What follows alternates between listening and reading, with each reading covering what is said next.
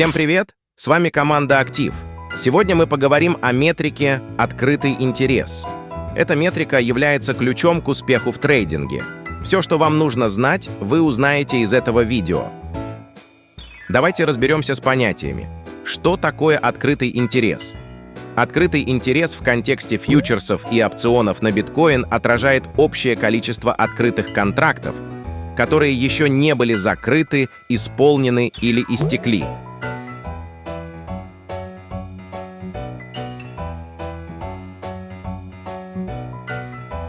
Открытый интерес может быть использован для измерения притока или оттока капитала на рынок.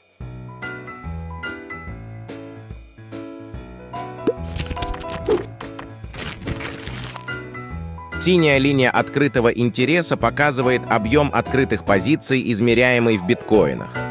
В данный момент он равен 166 тысячам биткоинов. Давайте разберемся, что у нас отображено на графике. Зеленая линия – цена биткоина. Фиолетовая заливка – среднее изменение открытого интереса за последние 6 часов. В нижней части графика для каждой метрики у нас выведена таблица, которая отображает важные показатели. Первое значение, отображаемое на графике. Последнее значение, отображаемое на графике. Минимальное значение метрики. Максимальное значение метрики. Среднее значение метрики за отображаемый диапазон. Разница между минимальным и максимальным значением. Эта таблица помогает быстро оценить ключевые показатели любой метрики на графике. Мы видим, что среднее значение открытого интереса за последние 2 дня равно 166 тысячам биткоинов. И благодаря этому показателю мы можем быстро оценить, насколько текущее значение больше или меньше среднего значения, тем самым определяя потенциал открытого интереса.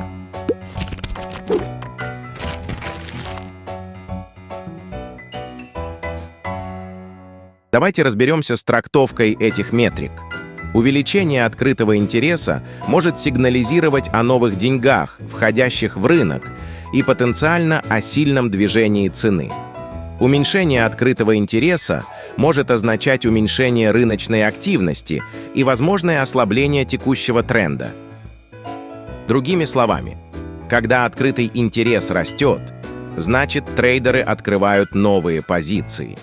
Когда открытый интерес падает, значит, трейдеры закрывают позиции, сомневаясь в продолжении тренда.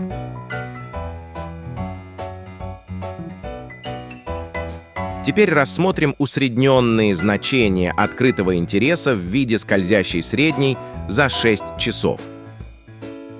Если метрика открытого интереса идет вверх, это указывает на то, что среднее значение открытого интереса растет, что может быть признаком увеличивающегося интереса к рынку. Если показатель идет вниз, это может указывать на уменьшение интереса к рынку и закрытие позиций.